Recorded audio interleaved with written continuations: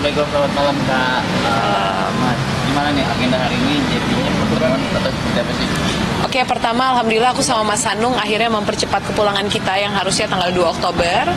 Jadi kita pulang tadi malam dan hal pertama yang langsung kita lakuin langsung datang ke Denpom ya ini ya. Denpom Jaya 2. Denpom Jaya. Jadi kita juga pulang agak lebih cepat karena nggak tega sama Haikal.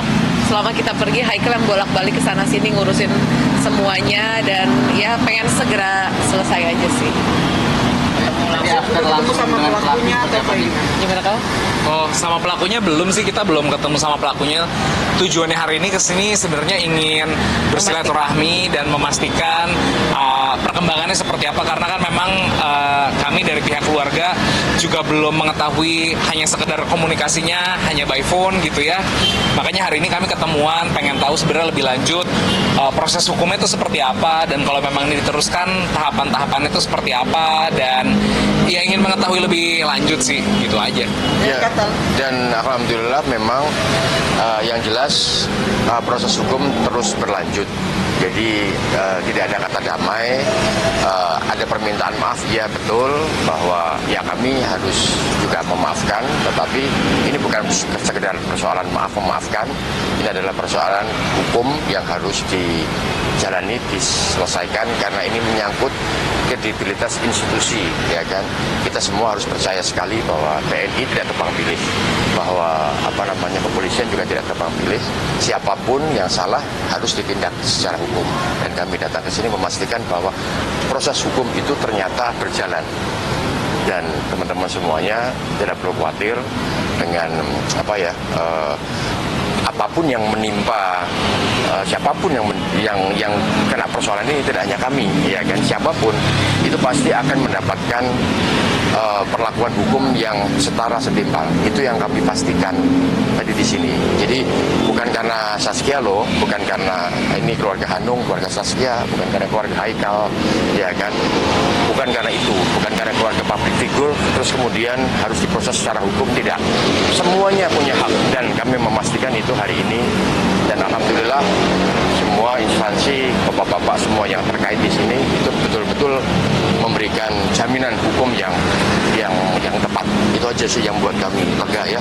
Sanung tadi sempat bilang katanya udah ada permintaan maaf. Itu secara apa kan katanya belum ketemu itu mungkin Enggak, jadi kan komandannya secara langsung tadi bertemu dengan saya, silaturahmi ke tempat saya. Ya, setelah menelpon waktu di Mekah kan dia teleponan ke saya, terus kemudian pada saat saya kembali, terus kemudian beliau punya inisiatif untuk langsung nyamperin saya. Di mana Mas Hanung berada saya akan samperin dan secara institusi meminta maaf, ya kan. Jadi bukan bukan pelakunya yang minta maaf, tapi diwakili oleh komandannya.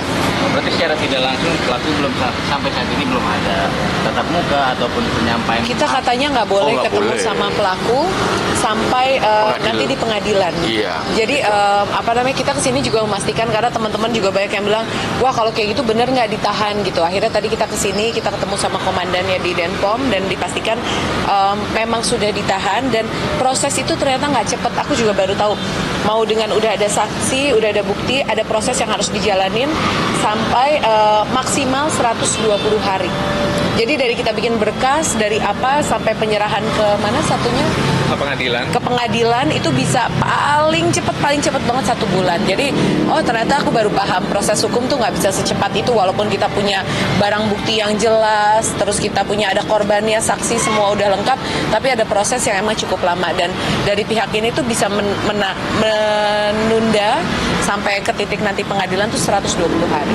Sebenarnya bukan menunda sih, tapi menunda, ya? prosedurnya memang Iya, kan ada pemanggilan saksi. Iya. Saksi itu biasanya per minggu dipanggil Terus gitu ya. olah TKP. Terus olah TKP, terus ada korban, habis itu dari terduga dipanggil, dan itu memang memerlukan waktu karena kan tadi informasi juga perkara bukan hanya ini doang gitu ya. Jadi banyak perkara yang ditangani sama Denpom Jaya 2. Jadi memang ya bergiliran ditanganinya, nggak satu kasus doang difokuskan ya, memang beriringan lah semuanya. Ya. Tadi disampaikan juga nggak sih atau diinformasikan bahwa katanya si pelaku dikenakan pasal atau hanya kode etik aja, itu seperti apa sih? pasal ya? Pasal, kalau pasal sih pasti Pasal mengikuti penganiayaan. pasal kok.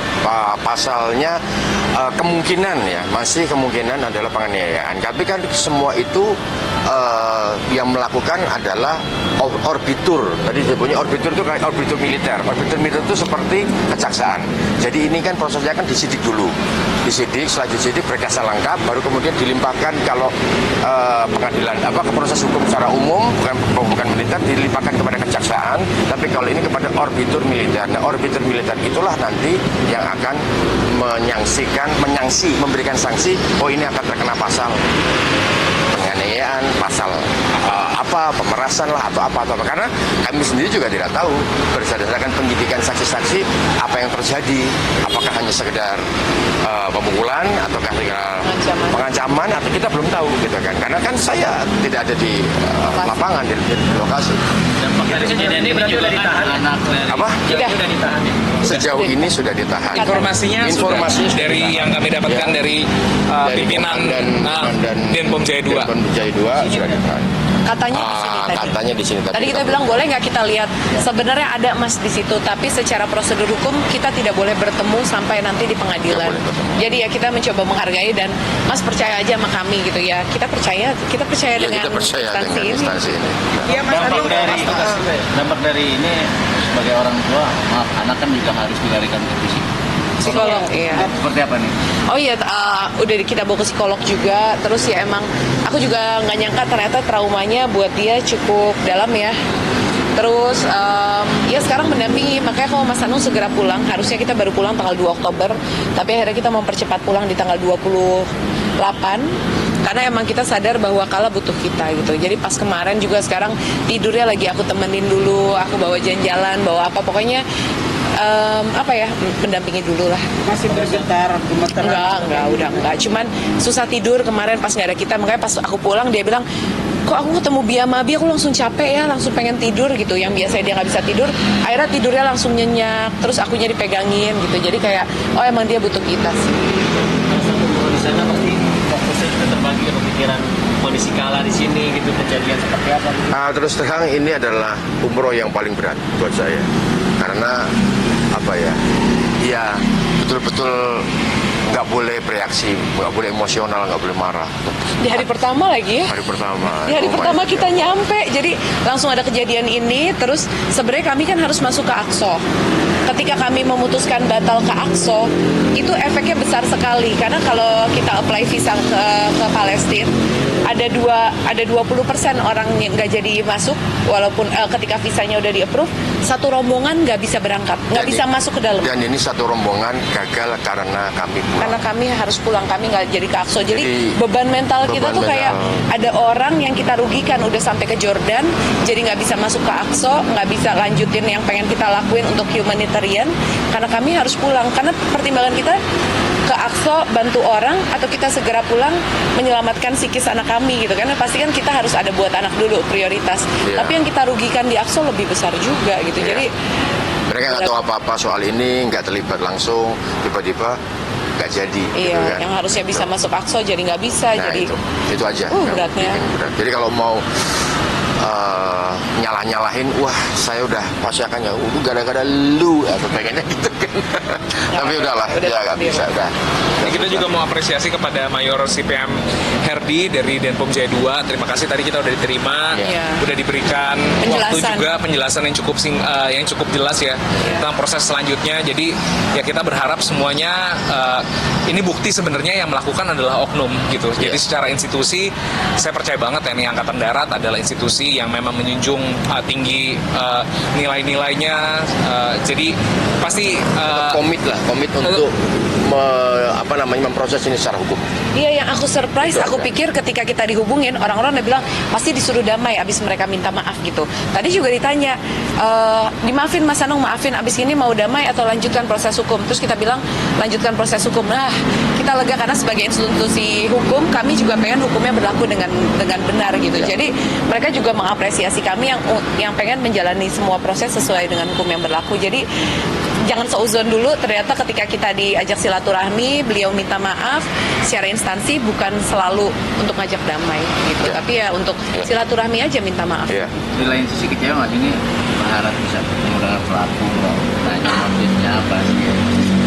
Ya kan ada prosedur ya yang memang harus diikutin. Jadi kita nggak bisa pingin kalau misalnya kita datang ujuk-ujuk ngobrol langsung itu sama aja kita kayak main hakim sendiri kan. Kami percaya memang ada prosedur yang harus diikutin.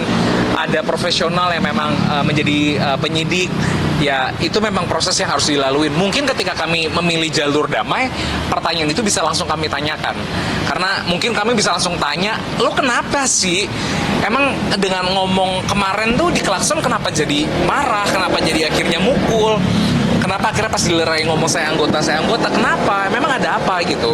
Cuman karena memang kami memilih untuk melanjutkan proses hukum, jadi ya memang akhirnya ada aturan main yang memang harus kami ikuti. Jadi memang kami juga nggak bisa ketemu langsung menanyakan, mengintegrasi karena ya kami juga nggak mau jadi akhirnya menjadi orang yang main hakim sendiri. Sampai saat ini pun kami juga menghargai dengan kami tidak memberikan informasi terhadap identitas terduganya siapa. Ya kami ikutin prosedur semua lah gitu.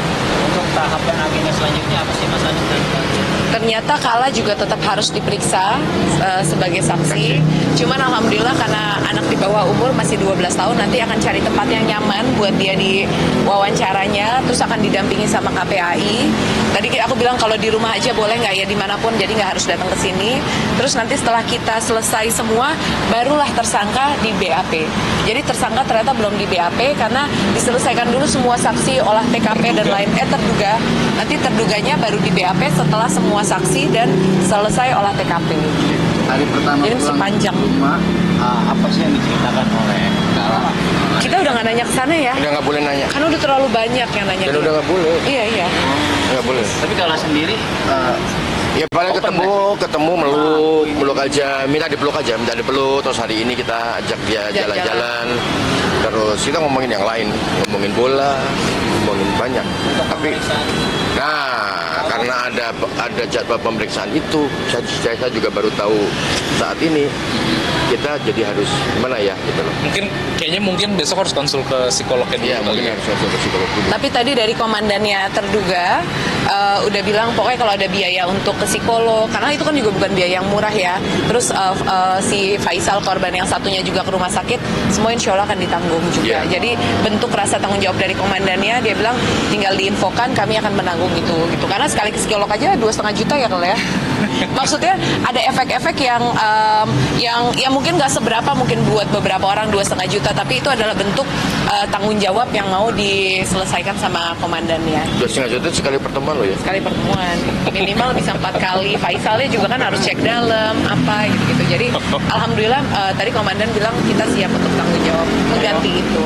kalau agenda pemanggilan Kalanya kapannya belum tahu ya? Belum tahu. Dalam minggu ini, tapi yang jelas nggak dibawa ke sini, tapi di tempat yang dia nyaman. Iya. Kalau kondisi Faisal sekarang terkini seperti apa? Sebenarnya secara kalau lihat luarnya dia oke, cuman sebagai mentalnya dia agak khawatir karena dari awal aja, Kak saya aman gak nih kalau dilanjutin, makanya sampai sekarang kita jaga Faisal biar mukanya nggak ada di mana-mana karena dia worry sekarang kalau keluar rumah dia pakai hoodie, dia pakai topi, padahal kita bilang aman insya Allah gitu kan, cuman ya dia ada ketakutan gitu loh karena dia ngerasa ntar aman gak nih, ntar temennya ada yang marah nggak apa gitu. Tapi komandan juga udah kita sampaikan kekhawatirannya Faisal, komandan bilang insya Allah aman sih. Bahkan komandannya juga menggaransi kalau misalnya ada intervensi atau ancaman atau apapun, mohon segera dilaporkan. Ya. Karena itu akan jadi tindakan kami untuk kami usut gitu. Ya. Jadi alhamdulillah selama mungkin udah sekitar 1 minggu ini nggak ada sih proses tendensi ancaman atau perbuatan tidak menyenangkan. Jadi kami percaya memang ini memang bisa dilakukan secara adil dan profesional. Oke, udah kecapean tuh sampai